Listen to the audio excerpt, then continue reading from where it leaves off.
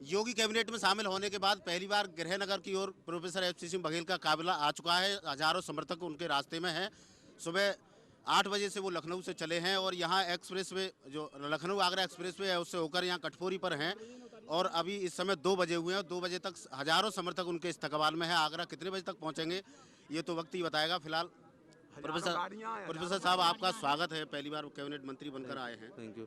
जब से योगी सरकार एक्शन में आई है तब से लेकर तमाम कार्रवाइयाँ हो रही हैं। तमाम जैसे कट्टी खाने बंद हो रहे हैं, कटकर दुकानों पर जो एंटी रोमियो स्क्वाड बना है तो उसमें कुछ लोग तो प्रसन्न हैं, कुछ लोग एक डर की भावना लोगों में है। किस तरीके से इस डर को दूर करेंगे? जो लोग डर में हैं उनके स्वयं के पाप हैं। मैं आपके माध्यम से निर्भय होकर के सभी जात क्षेत्र धर्म और पार्टी के लोगों को ये कहना चाहूँगा, केवल अवैध काम बंद हो रहे हैं, अनैतिक काम बंद हो रहे हैं, गैर कानूनी काम बंद हो रहे हैं, कानून का राज स्थापित हो रहा है। जब जलेबी का सैंपल भरा जाता था तो हल्ला नहीं होता था, जब मिठाई का होता था तो नहीं भरा जाता था। तो ये अवैध कट्टी खाने बंद कर रहे हैं। जिन लोगों पे लाइसेंस है वो चलाएं, लेकिन लाइसेंस रखते हुए भी, लाइसेंस में देते हुए जो नियमों का पालन करने को कहा गया उनका पालन करें।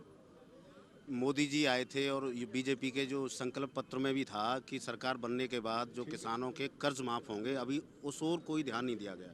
उस ओर पूरा ध्यान है। पत्रकार भी कंफ्यूज हैं, अभी कैबिनेट की बैठक नहीं हुई है।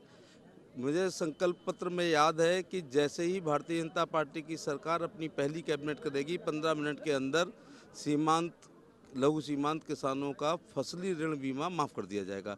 अभी कैबिनेट हुई नहीं है। 2 बार हम जो मुख्यमंत्री के साथ बैठे हैं, हम लोग बैठे हैं, वो मंत्रिपरिषद की अनौपचारिक बैठक थे। अब 28-29 तारीख को विधायकों की शपथ होगी, स्पीकर का नामांकन होगा, चुनाव होगा, स्पीकर की शपथ होगी, उसके बाद कैबिनेट होगी और कैबिनेट में मैं आपसे वादा करता हूँ कि ये सीमांत लघु सीमांत किसानों का फसली ऋण बीमा माफ़ कर दिया जाएगा। केंद्रीय वित्त मंत्री अरुण जेटली जी ने साफ किया है कि केंद्र सरकार कोई मदद इस ओर नहीं करेगी। उत्तर प्रदेश के पास संसाधन कम है, तो किस तरीके से मैनेज होगा? जब हमने अपने संकल्प पत्र में इसका वर्णन किया है, वो हमारे लिए एक पवित्र संकल्प पत्र है और उसको हम पूरा करके मानेंगे। कल सफाई आपने अपने जो विधानसभा में जो रूम है वहाँ कराई थी, तो वहाँ कुछ ऐसी सामग्री मिली थी, आपने कहा पिछली सरकार की ये विरासत है, उस ओर विस्तार से बताइए। हुआ ये कि परसों मैंने चार्ज लिया और कल अपने ड्राइंग रूम में बैठ के अचानक मैंने मेज़ की दराज खोली तो उसमें धन्नो ब्रांड के देसी क्वार्टर खाली मेरे को मिला, कुछ बीड़ी के टोटे मिले। कितने हिम्मतशाली लोग होंगे, हाउ डेयर होंगे, इनकी पीठ पर ज़रूर किसी न किसी पार्टी का नेता का हाथ होगा, जिन्होंने सचिवालय जो एक पवित्र मंदिर होता है ब्यूरोक्रेसी का, उसमें भी शराब पीने की हिम्मत करते थे लोग। तो अब युग बदल गया है। उनसे कहना चाहेंगे कि जो आदतन अपराधी हैं ये ज़रा अपने को ठीक कर लें, क्योंकि गैर कानूनी कोई काम नहीं। गैर कानूनी कट्टी खाने पे आप बहुत कह रहे हैं, तो गैर कानूनी कट्टा आप बनाने देंगे, कट्टा फैक्ट्री भी बंद होगी, गैर कानूनी खनन भी बंद होगा और अवैध ये परीक्षा में नकल होगी वो भी बंद होगा। इस बार अब जो भी हो रहा है, अगली बार तो कानून लाएंगे इसके लिए।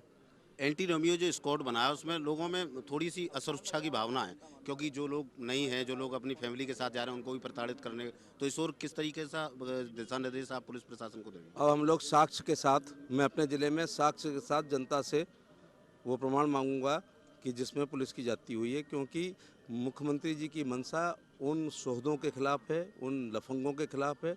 उनके लिए जो लड़कियों को टॉन्ट कसते हैं, ईव टीजिंग करते हैं, दुपट्टा खींचते हैं, उनको भयभीत करते हैं, उन पे फप्तियाँ कसते हैं, स्कूल कॉलेज जाना मुश्किल हो गया है, बाज़ार जाना बच्चों का मुश्किल हो गया है। उन बैड एलिमेंट के लिए करना। दो लोग प्यार करते हैं या फैमिली के लोग हैं, कहीं बैठे हैं, उनको भी पार्क में बैठने की अनुमति तब तक है जब तक वो अश्लील हरकत नहीं करते हैं। कल को वो शादी भी करने जा रहे हैं, वो अलग बात है, लेकिन सार्वजनिक जगहों पर अश्लील हरकत करना के लिए भी कानून है।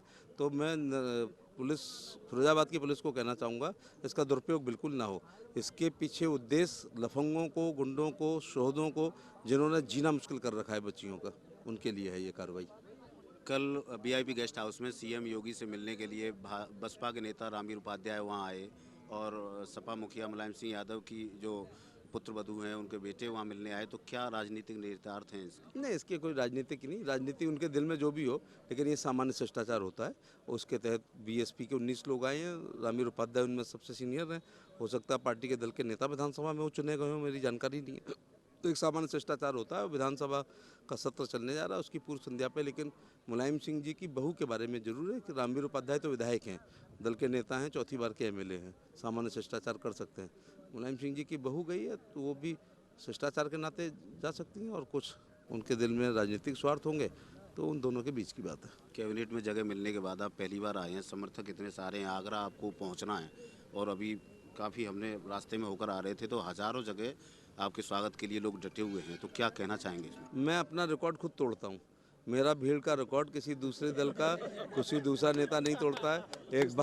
एक बार एमपी बन के आया था तब ऐसे हुआ था। एक दिन बीएसपी का महासचिव बन के आया था तब ऐसा हुआ था।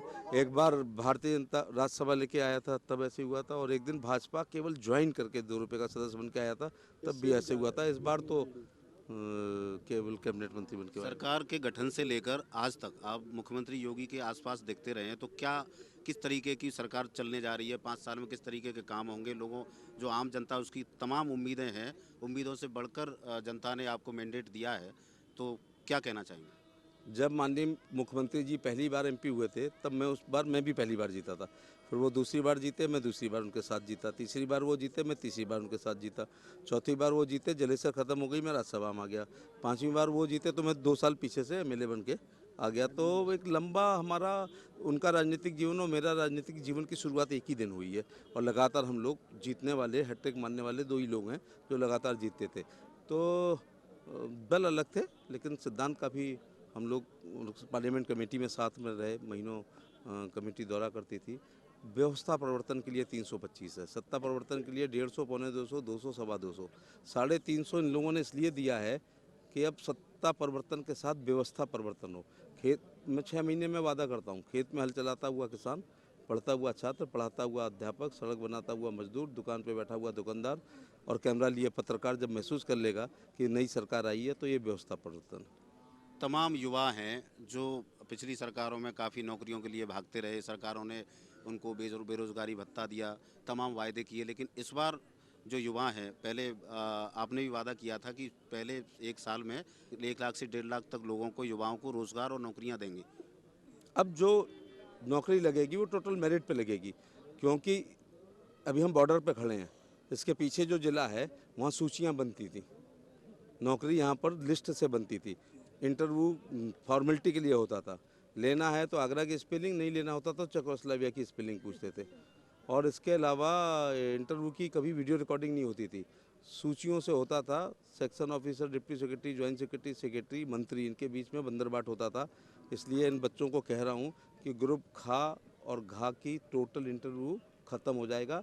लिखित परीक्षा होगी, वो कॉपी आदमी नहीं जांचेगा, उसको कंप्यूटर जांचेगा। और भारत सरकार में ग्रुप सी और ग्रुप डी की थानेदार का भी इंटरव्यू नहीं होगा। सीआरपी, बीएसएफ, आईटी, बीपीसीआई, ये सब के थानेदार का नहीं, स्टेशन मास्टर का नहीं, कंडक्टर का नहीं, ड्राइवर का नहीं, टीटी का नहीं, अब कोई इंटरव्यू नहीं करेंगे। 100 नंबर का क्वेश्चन पूछेंगे, कंप्यूटर सही है तो 2 नंबर, नहीं है तो 0 नंबर। इसलिए अब ये बच्चे बहाना बनाएं कि हमारी कोई जुगाड़ नहीं है, जुगाड़ें ख़त्म कर दी गई हैं, जुगाड़ों की नसबंदी कर दी गई है। अब केवल लिखित परीक्षा के इंटरव्यू के आधार पर सिलेक्शन होगा, और वो भी कंप्यूटर कॉपी जांचेगा, आदमी नहीं जांचेगा। और कॉपी को 40 साल डबल लॉक में रखेंगे, जब चाहो तो जांच करा लेना। तो उत्तर प्रदेश की जनता ने जो मैंडेट दिया है, भारतीय जनता पार्टी उस मैंडेट को लेकर आगे बढ़ गई है। अब देखने वाली बात ये होगी कि जब सरकार का हनीमून खत्म होगा तब काम सरकार शुरू करेगी, तो आम जनता को फायदा आखिर किस प्रकार मिलता है। सिरसागंज से अपने साथी कमल के साथ विजय बघेल।